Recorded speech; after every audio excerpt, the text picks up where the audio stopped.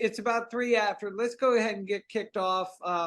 First, thanks everybody for joining us today for our Lunch and Learn. We're going to try to keep this at about 30 minutes to respect your time, and then leave the last 15 minutes for Q&A, because that's usually where a lot of people get a lot of the most value. If you have anything particular that you want to ask Jen and stuff. So I think a lot of us face these issues, and not only for ourselves, but our parents. So we're excited to bring this to you today, and our partnership with Jen and her firm. This is a friend of mine, actually. I've known her for several years, and it's been exciting to watch her grow her business in the area where we feel like there is a need. We've heard it with our clients, and that's why we wanted to offer this to you guys as well, just to learn a little bit more about this part of life, as well as this sector. I think it's hard sometimes to know even where to start.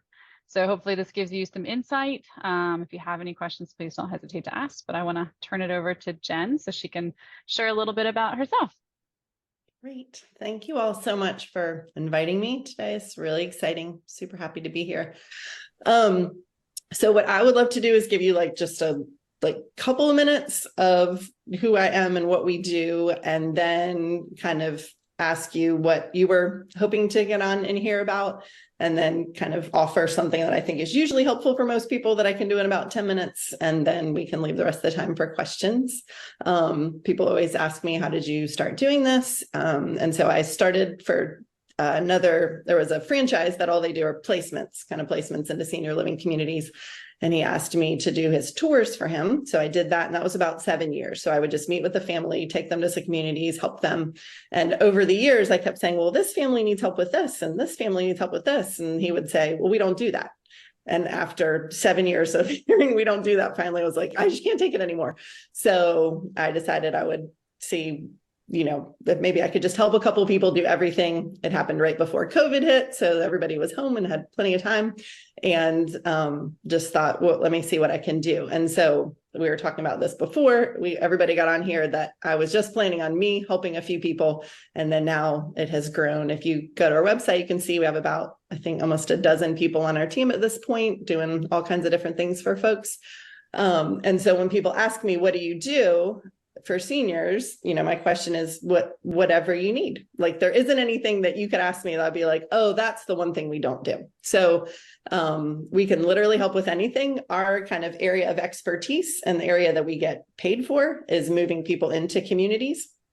And then we kind of operate like a self-funding nonprofit. So we take all the money from that, and then we spend it on doing all of the rest of everything that we do, so that nobody ever has to pay us for anything that we do. So we can always tell clients, all of our services are free. We don't want you to pay us. We don't want you to give us any money, contribute anything. We just want to take care of you. And then we do ask people, it's great if you hear of somebody who's moving and we can help them. That is how we get paid by the community. So that's how we keep our services free. But a lot of what we do is completely outside of moving people into communities, and a lot of it is staying home, which is also why I invited Katie Davis. Katie can wave. She is one of the owners of Journey Together Home Care. So if any kind of home care questions came up, I was telling those guys before, I never want to answer a question that I'm not the expert in. And so if anybody has questions about that, I'd love to refer those to Katie to answer. And so basically we do, a family calls us, and whatever it is that they need, we talk and then help. I realize we're almost about to hit 1,000 clients in the 3 years that we've done it. So obviously we have hit found a need here in Richmond. We're only ever going to be in Richmond. We are, I've lived here for 20 years. I'm not planning on moving. My father-in-law lives back there. My parents live in the West End. My mother-in-law lives in the North Side. We're here doing this personally and professionally, and everybody in our team feels that way.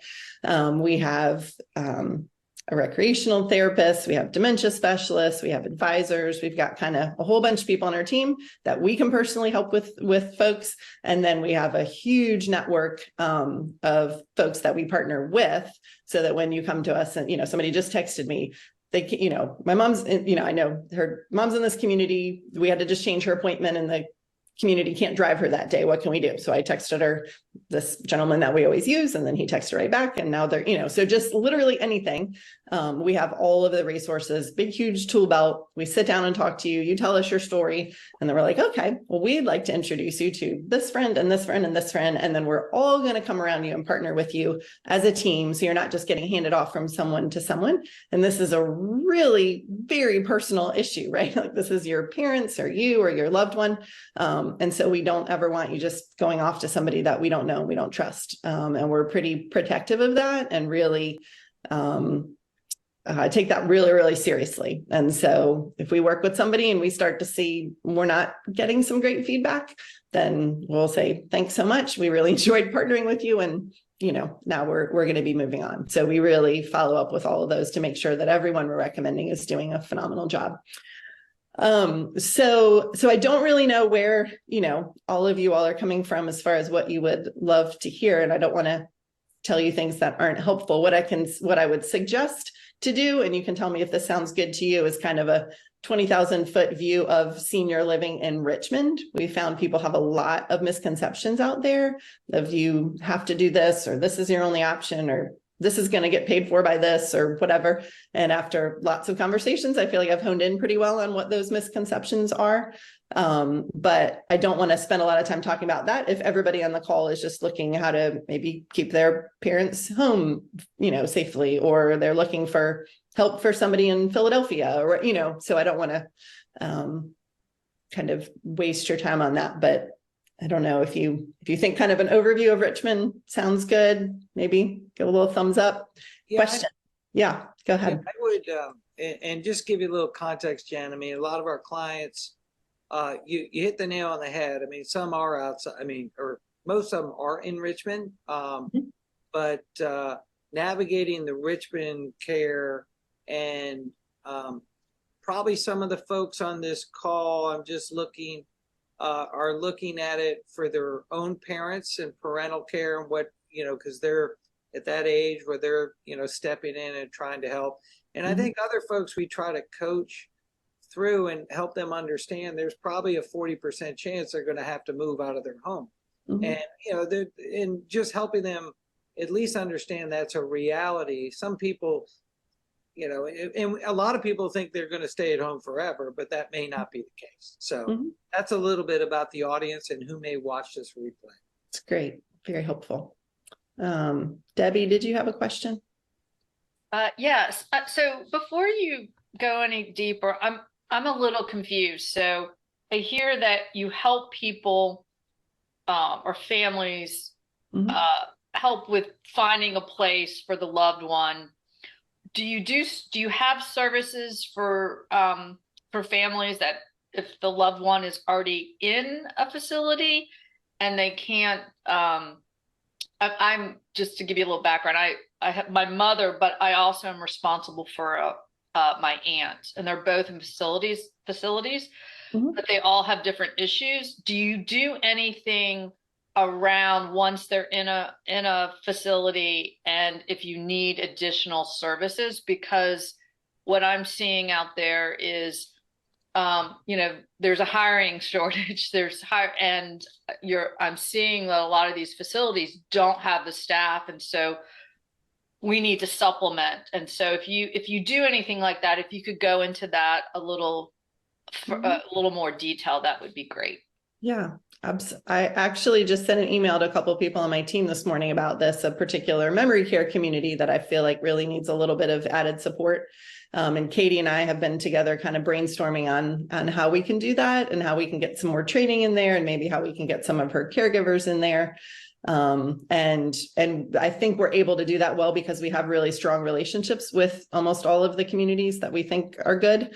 And so we can go to them without saying, you're not doing a good job, you should do this. And instead say, hey, we'd love to come alongside and partner with you and see what we can do to help what's happening here. So I would be more than happy to have a one-on-one conversation with you later, and you can tell me exactly where they are and what we can do to help. But absolutely, we can do that.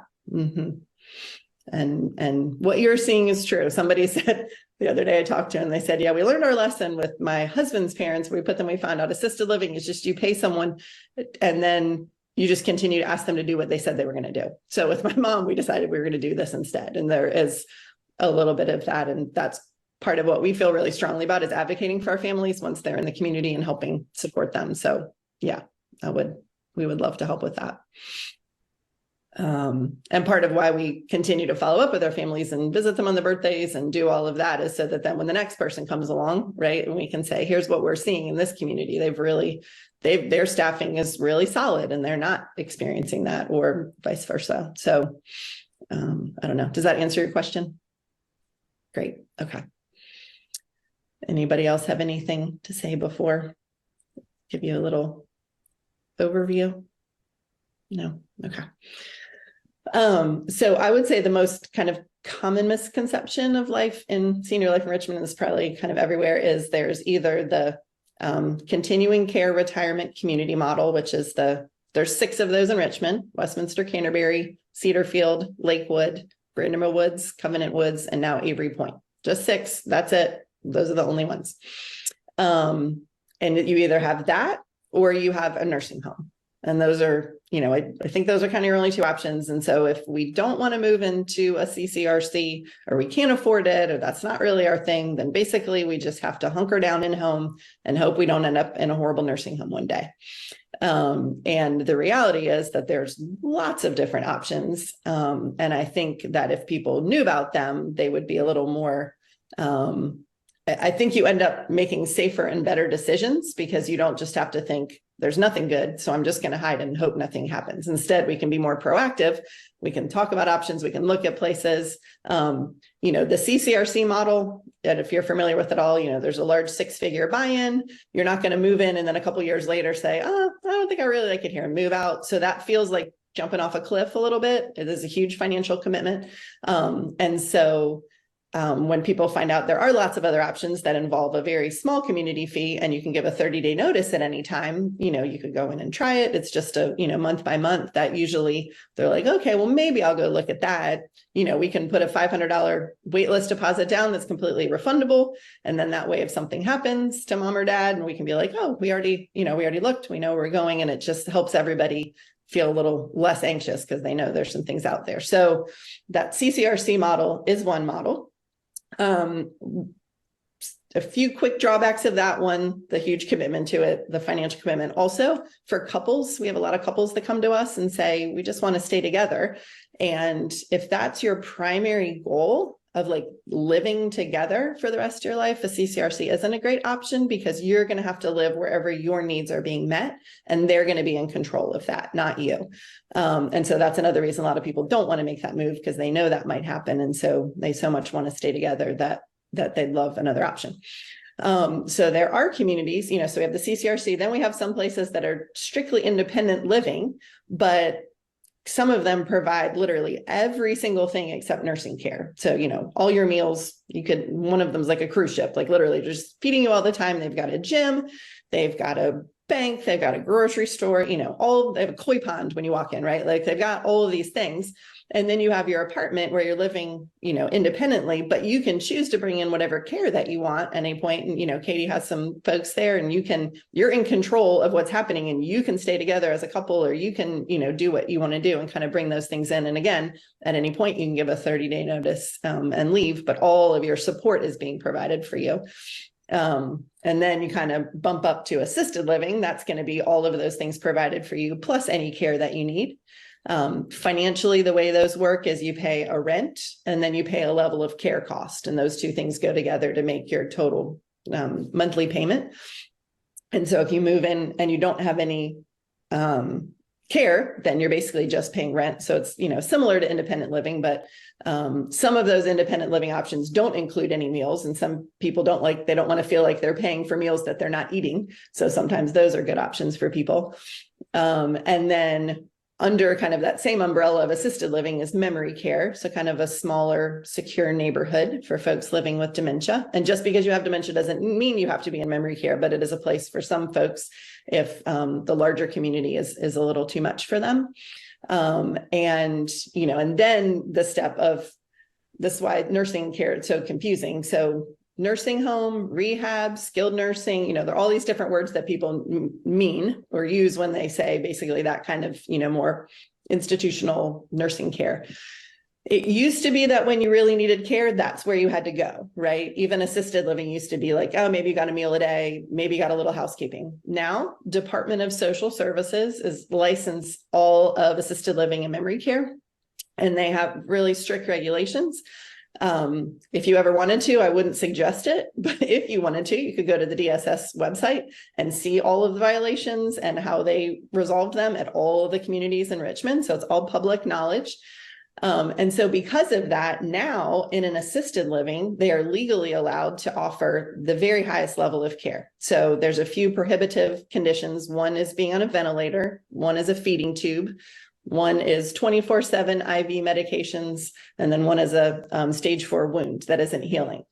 The reality is typically people in their 80s, 90s don't want to do a ventilator, feeding tube. If you're getting good care, you're not going to have a state, you know, a wound like that. Somebody's going to be taking care of that. And most people don't need 24/7 IV meds. So the reality is if you move into an assisted living, legally, they're able to provide for you through end of life. Hospice can come in, you know, all the care that you need can still be provided in that apartment. So say you were moving as a couple into an apartment and one of you were still completely independent, but the other one had really intense care needs, you can still stay together there and get the care that you need. And then there's kind of a whole bunch, you know, some have independent living and assisted living and memory care. Some, you know, there's kind of all different combinations of those. And so that's why we always, you know, people ask me all the time, well, what's the best one? I'm like, I won't tell you the best one until you tell me your situation, because we're going to find the best fit for whatever it is that you're looking for.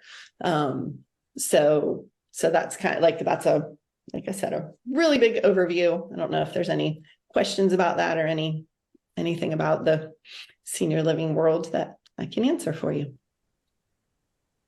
One thing I would ask is when you're talking to a loved one, how do you start that conversation? Because you see things deteriorating, you know that something's going to have to change, but how do you get that conversation started so that they still respect you and what you're saying? Yeah, that's a really good question. We're actually wanting to start kind of a adult child support group of that whole thing of how can we, like, we keep getting adult children saying, I don't think I'm doing this well. Like, how do you do well? So one thing I always tell people is it's kind of like talking about sex to your kids. They always tell you don't have like the conversation, just have lots of little teeny conversations. You just kind of, you know, you're with your mom, your dad, and you just kind of, you know, hey, I saw this the other day, or, you know, whatever. So don't like sit down. Now we have to talk. Like nobody wants to be addressed like that. And then the other piece of it is just really trying to keep it as small as possible, even when you're talking, to just say, hey, you know, I heard about this place and I know that typically people want to stay in your home. I know you want to stay in your home. That, you know, if this is your parent, you know, that I get nervous about that. And I think it would be great if we had a plan. I know these people that you can talk to, they don't charge you anything. They can take you to, you know, to see some places. You can get on a wait list that's completely refundable. Would you be willing just to do that? And then I'll leave you alone. Like, would you just go see some things? And it goes really well. We only take them to places that are going to make them feel good and are not going to be depressing. And we can have lunch and, you know, it can be something that's actually enjoyable, not scary. And, you know, so if you're just asking somebody, hey, would you just do this for me? That's all I'm asking you to do. Typically that's, you know, anybody is willing to, let's just go have lunch. Right. So, or you can say, hey, would you just talk to this friend of mine? And then you bring me in separately and, you know, just, we can do that. Most of what I talk with families is more about counseling than anything. So, you know, keeping it small and, they're not committing to anything and putting it on yourself of like, would you do this for me? It would make me feel a lot better. You know, not guilting them into anything, but just asking as a gift rather than as a demand. Those are some things that we've seen work well in the past. Even if you ever, you know, just wanted to know more about any communities or specifics about that or whatever, you could shoot me an email.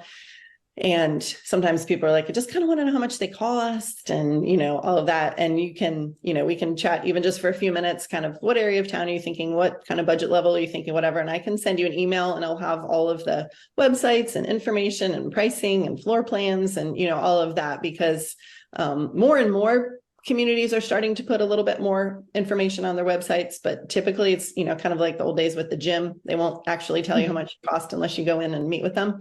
And so we're happy to share all of that information with you if you ever want to know anything like that. I'm happy to send pricing as well. If anybody has a home care concern, we're very transparent with our costs as well. Katie, would you mind just talking about home care, like a overview of that too? I know it sounds like you're the specialist in that, because we get that question a lot too, and that a lot of preference for that, including my own parents. Sure. So Journey Together Home Care is our company, and I co-own that with Peter Getz. And home care can kind of be broken down into two categories, really. It's a level of care, just like Jen goes in and asks, what is it that you need? That's what we start out as well, asking, because either you're going to need companion care, which is help with, anything from errands, transportation, meal preparation, light housekeeping, companionship, exercises, things like that are not really hands-on care, but supports that are needed in the home. That's companion care. Then a higher level of care encompasses all of that plus activities of daily living. And that's hygiene care, toileting, bathing, those hands-on needs. So there's two levels of care, and we happen to have a business model where we don't have any kind of minimum. So we'll serve a 1-hour shift or we'll serve 24 hours. So it just depends on what the client's need is. Just like Jen saw a need in the community to not just place someone, but to go further and help out with those needs. We saw a need in the community to make sure that it's realistic. We don't want somebody sitting there staring at us for 4 hours twiddling their thumbs if that's not what the need is. If they only need a couple of hours in the morning to get up and get going for the day, then we can come in and provide those services. And we are a private pay agency, and we work with long-term care insurance companies. Home care in general, you'll either see that or you will see people who work with Medicaid. Usually Medicare does not cover home care costs. And so that's something that people are usually pretty shocked to find out. I hear all the time that home care and just, care in general after a certain age is something that people don't plan for, but it's the largest cost that they kind of come up against. Katie, can you give me a range of the hourly rate that you charge for like companion? Is it like $20 to $25? Could you just give me a range? Sure. So anything 4 hours and over for our company, companion care is going to be $33 an hour. And for personal care, anything 4 hours and over is $35 an hour. We have different rates for 1, 2, and 3 hours of service. Of course, the rates are higher because we're still expecting our care partner to be there on time, ready to roll and jump in and help. And are the hours, when you say 4 hours or longer, is that per day or is that across a week? So that is per shift. So if somebody shows up from 8 a.m. to 12 p.m., 8 a.m. to 12 p.m., then depending on the level of care, it's either going to be $33 or $35 an hour for that day. There is no minimum requirement. And then on the companion care, is there an option of taking the person to medical appointments, or? Yes. They don't drive, but they can, take them to the grocery store or what have you. Yes, we can do that. Yes, the additional charge is $1 per mile for transportation once we pick that person up. So it's not, there's mileage that's not incurred when you're going to and from the person's home, but once you have them with you in the car or you're doing something on their behalf, then mileage is incurred. And that's par for the course for most home care agencies. And then do you have the ability, if the person bonds with someone or really likes a particular person, they can request that person? Is that an option as well? Absolutely. Just like for Jen, trying to find the right match for a community, it's important if you have somebody coming in your home and you're spending a lot of time with that person, that personalities click. We're not going to have a chatty Cathy with somebody who is an introvert who likes their downtime and quiet. So yes, you absolutely can request to see that person. Just keep in mind, and this happens to us all the time because we have amazing care partners, but these people have already had people on their schedule previously. And so I always joke, I'm like, gosh, I wish we had 20, Wendy's instead of just one Wendy, because everybody wants Wendy. And so it's that kind of deal. But if the care is flexible in the time frame, we can usually fit them into somebody's schedule. Absolutely. Katie, is there anything they can't do when you have the companion plus, I guess? Is there anything they're prohibited from doing, like cleaning the house or, Right. toilet train? I'm not sure. I'm asking. Sure. So for personal care, which is a level of care that you're referencing, we are actually, this is interesting because Jen just described Department of Social Services and Assisted Living Facilities and how they're licensed. We are non-medical home care. We're actually licensed through the Department of Health in Virginia. It's a little bit backwards, but we are not permitted to trim fingernails. We as a company do not do any kind of eye drops. Other than to help with like stability of getting the eye drop into the eye. We're not actually going to sit there and squirt something into someone's eye. And then we don't trim hair. So we often get, oh, can you just trim up dad's hair? So those are but we're happy to get them to a barber or we even have resources for people who come into the home to do those things. And so for podiatry care, hair care, as far as housekeeping, it's light housekeeping. So it's maintaining an already like clean environment, sanitizing areas of the home that the client lives in and uses. So when do you know when you need someone in your home helping you out?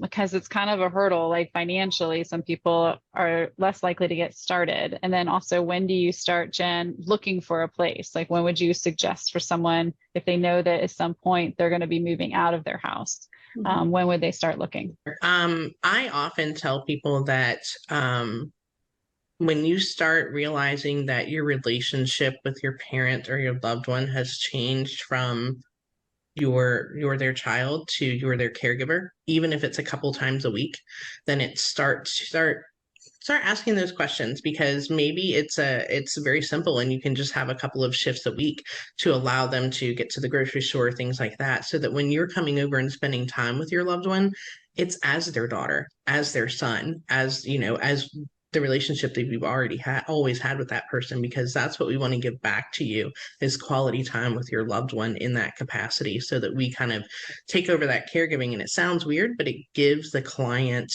the freedom and independence to not have to rely on their child, or as they often say, burden, right? Most of us would love to do those things for our parents, but the parents will see it as, oh, I don't want to burden you. I hear that all the time, oh, so and so busy, they have their own lives. And so if you start to feel like your relationship's changing, then that's probably a good time to introduce that conversation. Yeah. And then I think when sometimes navigating all of that starts to get too much, right? You've got people coming in and, that can even become overwhelming, because then there's just all of the navigation of everything that has to, the doctor's appointments and the food and the house upkeep and, all of that can sometimes get too much. And I usually tell people usually people are moving, if they need to move for care, it's, to either usually assisted living or memory care. And when it's assisted living, so just kind of your physical needs, when we see it kind of tip the scales, especially financially, from it makes more sense to stay at home to it makes more sense to move, would honestly be when you need to have help getting to the restroom, because that's something you can't schedule, right? So if you can have somebody come in, help you shower in the morning, help, and they come at this time and they leave at this time, and you can have that scheduled, that can work well and still keep you under the costs of assisted living. But once you get to the point where that's something that you need help with, usually it makes more sense financially and just overall to really start thinking about assisted living. And as far as like when to think about it or talk about it, what I tell people is like anytime, because nobody knows who's going to have a fall tomorrow, who's going to, what's going to happen. And if you've already, say it's your mom and you've already looked at places, and then if she does have a fall, and, and the other piece is you can go there for like just 2 months, you can do a respite stay. So if you, say your parents live together and your mom can't really take care of your dad and he happens to fall and break a hip, he could go live there for 2 months while he's kind of recovering, and then, come back home. But if you haven't done that prep work, then, we always tell people, do you want to pick your own place or you want your kids to pick it for you? So, why don't we go ahead and look, and then just set it on the shelf, right? Like, don't keep worrying about it, living, live your life. But if you've made that choice and you kind of know where you could go if you needed it, and you could get on 6 wait lists if you wanted to, but then that way you've got it. So it's not like looking means that you're getting ready to move. Looking just means that you're preparing for something that could happen in the future. And if you never end up moving, and you don't want to, we'll be so happy. Like, people are like, well, we don't want to waste your time. You're not wasting my time. What you're allowing me to do is care for you in a non-crisis situation, which is my strong preference. We want you to have all of the options and all of the choices instead of just having to move somewhere that's got availability. So that's true. Honestly, if you do that before they're really thinking that they're going to have to move, it actually goes better. Because then you can say, Mom, I promise I'm not trying to move you somewhere. Can we just go look? Whereas when it starts to get closer, they're like, oh, I know what you're doing and I'm not going to go because you might, take me there and leave me there. So as long as it's still like purely hypothetical, it tends to go easier. So that's very true. And we do the same thing. We offer a no cost in-home, like, free assessment for us to just come over and chat through. And we very much prefer that it's not a crisis situation either, because people having choice, taking that choice away, really strips them of dignity and independence that they need at the end of life. And so I think a lot of people will have a much better reception if you're talking about it sooner rather than later. What happens in a crisis? So you are in a crisis, something happens, they're in the hospital, they need to be moved. What is something you would suggest doing? Yeah, that's great, actually. And I want to say this to everyone that I know. If you end up with someone in the hospital, a senior, they have at least 3 days, they'll typically get discharged to rehab. Medicare will cover the cost of that. There are a whole lot of them out there that are not anywhere you would ever want anyone to be. And then there's a little handful of them that are actually good. Please have whoever that is call me, text me. Hey, my mom's in the hospital. She's getting discharged tomorrow.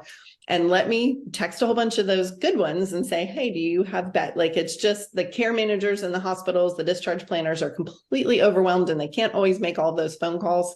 Please reach out and let me help you with that process. So then typically they would go to rehab if they've been in hospital for a while. And so that usually gives us maybe another week or two. So, I mean, there is a community that I got a phone call in the morning and we moved him in that afternoon. So just, if you are in crisis mode, it doesn't mean that, we can't make that happen really fast. And then, hospital is horrible, then rehab is a little better. And then by the time you get to assisted living, it's not home, but it's better than either of those two were. And sometimes that's another question we get all the time is, what if my mom, what if I can't make them do it? You can't make them do it. So sometimes you set up plans and then you wait and then something happens. And then we're able to kind of say, okay, now you can't go back home. So, we've talked about these places. So even if it's in emergency, that's typically where people do reach out to us, and we can make all of those things happen really quickly and support people, so for their sake, I would like them to have more options, but for our sake, we can definitely meet their needs in the midst of that as well. Jen, I've got one kind of broad question, I guess. Do you have any advice for having or starting a conversation about whether it's better to have, in our case, my mother living out of town, if it's better for her to find a place near where she is, or better to be closer to us in Richmond? That's a great question. I would say if somebody is at least willing to do that, having them closer to you, the reality is that even though they're living in a community, there's still going to be a piece on you of showing up and, kind of, again, just making sure things are happening. So it's not like, oh, now she's moved and she's all good and it's all going to go perfect. Maybe it will. Maybe there's some perfect communities out there. But from what we've found, even when somebody does move, their adult child tends to still have to have some pretty active, visiting and being a part of things. But if that's really going to destroy her, if that's where, you know, she's lived forever and that's all her people, and that's, you know, gonna, you know, we don't ever want to kind of take everything away that feels important to people, but typically, you know, then obviously being near you all would be a bonus. And typically at that point in someone's life, their life has kind of shrunk down a lot anyway. They're not out partying with their friends and, you know, doing all that, and things have kind of gotten pretty small. So sometimes at that point, the move is more palatable to them, because they realize, you know, they're not doing all those things that they used to do. So if they're open to it, I think it's always better to have them close by and be able to be a part of their life. And when they're in the community, it's really easy to be a part, go over and have dinner, be part of activities, you know, instead of showing up at their house and all you do is, you know, chores for them or give them their meds, or, you know, everybody gets kind of frustrated with each other. You can go and actually visit and enjoy your time with them. Is the whole kind of speaking from personal experience, I had that situation with my aunt who lived in Pittsburgh, and we helped her from afar for many years, and then we moved her to Richmond, and it was life-changing for her because she felt like a part of a family. There was family taken care of. We had to rely on people like friends or people we didn't know, and so I would agree with Jen, if you can get them to move closer to family. My aunt got very, very sick and couldn't take medication, but once we got her down where someone had the ability to just drop by or bring them up, her health went it probably extended her life by quite a bit. Jen, I guess shifting gears just a little bit, can you talk just for a touch on, you know, some of the other areas that maybe you're not the expert on, but you have partners that you can hand folks off to where they can help? So I think that's a big piece of all this as well. Yeah, absolutely. So, you know, we just finally found somebody who purchased a franchise here who can kind of come in and help in like your actual home. So if you need to kind of convert something, or, you know, you need somebody to help clean out the gutters or, you know, whatever. He's like, no job is to, you know, they don't do HVAC and they don't do roofs. And other than that, they'll pretty much do everything. And there's somebody that you can trust to go in and be, you know, in and around your parents' home. It's called, his name is Brad McNamara, and True Blue Home Ally is his company. A lot of people look for those. You know, home care is a huge thing that we recommend, get referrals for. A lot of people are living in home and could get rehab, PT, OT, speech coming in. Their doctors would be more than happy to write the order, and that is covered by Medicare, and they're phenomenal therapists out there. And it's just somebody who comes in and can help. We tend to work the most with Fox Rehab. They just work with seniors, and they're really, really good. I think of what we recommend the most. You know, Katie talked a lot about, you know, different care. If you're needing somebody literally just like, oh my gosh, I need someone to take my mom, you know, here next week and I can't do it. And, you know, she has to, you know, she can just hop in the car and go with them. There's an organization called Neighbor Force. It's spelt like labor, NABORFORCE. And they just are kind of like gig workers, this little app. Most of their people are, you know, retired, stay-at-home moms, empty nester folks. And that's a really great service that can, you know, help people as well. Like I said, the, you know, medical transportation. If for folks living in the South Side, there's an unbelievable organization called Lifelong Learning Institute in Chesterfield. It's phenomenal. It's like college for seniors. It's so fun. And they do, I mean, there's like 20 classes there a day. I don't even know. And it's like $100 a year and you can go to anything you want. I mean, it's just like my dream is to start one either in Hanover or West End, because it's such a shame that they really, you know, nobody can cross the river or they'll die. So we have to get one up here. But so just, you know, keeping people active. There's another thing in Bon Air called Elder Pep Day Spa that Diane Yanes started about 2 years ago. That's phenomenal, that they really do just very engaging activities. They'll do, you know, weaving and, you know, just all kinds of things. And so it's not daycare. You have to be able to take care of yourself to be there. But there are seniors there who are able, you know, because we need to take care of people physically and mentally, but socially is just huge. So a lot of the YMCAs have active adults groups that are really great that you can participate in, even if you're not a member of the Y. The AmFam communities through Medicare, you can go to you can become a member at the AmFam for free if you have Medicare. And my father-in-law goes there and does his little workout. So, just we're always just pushing people, how can we get your loved one involved? How can we, just keep their life full? Because we all learned during COVID what happens when you don't do that, right? So I'd say those are a lot of our partners. I'm just trying to think. If somebody is a veteran, there's something called the aid and attendance benefit. If you're a veteran and you were active during any wartime, you didn't have to be in the war. You just had to be on active duty and have been on active duty for at least 60 consecutive days. There's a woman, and I don't think you'll have this, Robin, I can send it. Her name's Beth Jorgensen with claims for, I can't remember what her organization is called, but you basically pay her, you talk to her, she tells you, yes, you can get the benefit, you pay her $1,000 and she does the whole thing for you. And it's phenomenal. We have an elder attorney that we refer folks to work with a lot.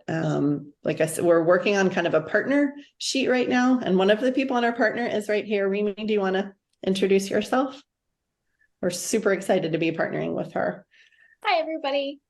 Yeah, my name is Remy, and I am actually a certified end-of-life doula. So I come alongside families like in their last few weeks or whenever they are hospice appropriate, and I just help the caregiver and the individual navigate that end-of-life process. Thank you very much for having gone through that whole experience personally. I was like, who's going to tell me what's going to happen? I don't understand. It was great. And I'm so glad you also said hospice. That's another thing. I'm going to become like a hospice pusher because people think that means like you have a week left, you're going home to die. With seniors in particular, it can be years. And there's a phenomenal hospice company that we recommend all the time called Suncrest Hospice. And they can send a CNA into the home 5 days a week. They cover all durable medical equipment. They can bring in all incontinence products. All of that is covered for free. All of it's free under Medicare. You've paid for it. So typically, that doesn't have to, it can be a matter of weight loss. It can be a matter of I can't walk as far as I could. It doesn't mean you're about to die. And people wait too long for something that is an amazing support. And we see people really, and you can go on it and then kind of recover, graduate off of it, go back on it. And we've seen people do that for years. So that's another thing I'm always trying to, and that's another thing we're talking about it before it's even an option is always really helpful to just say, hey, when I do bring this up, it doesn't mean that, what you think it means. It's changed over the years. It's really different. I wish they could figure a different name for it or something because it scares people when they hear the word. But yeah, so we're working on kind of a partner sheet with all of these folks that we're going to be able to send out to clients and people. So we're getting close to doing that. When we finish that, I can give that to you all and you can forward it out to your people. But there's just so many groups out there and you don't really know, who you can trust and what you can do. And there's some just really great people doing things that people don't even know is out there. Like the whole thing with AmFam, this is all I do for a living, right? And my husband found out about it and came home and said, did you know that Pa could go to AmFam for free? And I was like, what? So there's so many great things that, and again, if you go onto our website and sign up for our newsletter, we try to include all those things in there. So when we learn about new things, about once a month, we try to send something out, kind of a little newsletter to let people know what we've learned and what's going on. Another piece that we really push strongly for folks with dementia, like I said, we've got actually a couple specialists on our team, and we have date nights for couples that are living with dementia because we see their social life just kind of ends and we want to have something fun and amazing for them. So they're pretty, music and hors d'oeuvres and pretty fancy, just really fun. The next one, we're going down to the South Side. We're venturing down to Tarrington Clubhouse. We have that there. We have a dementia support group for wives of men living with dementia.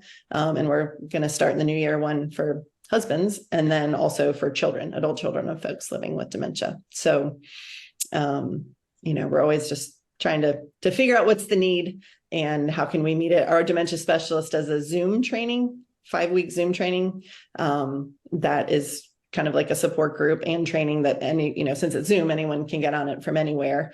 And we always put that on our social media and newsletter as well. If you know anyone who, kind of helps you understand what is happening and how can you care for them and how can you care for yourself and all of that. And she's a pretty remarkable person who puts that on. Do you know of anyone that, or do you have a partner that deals with technology and elderly people? We run into that a lot. Actually just last week.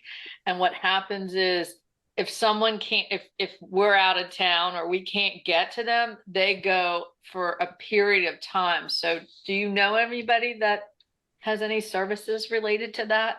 Yeah, I've seen one or two that are kind of a little bit more technical. What I've found the most helpful thing to be is to have somebody from Neighbor Force come in, because usually it's not super technical. It's just, I can't get on this FaceTime call. Can you help me?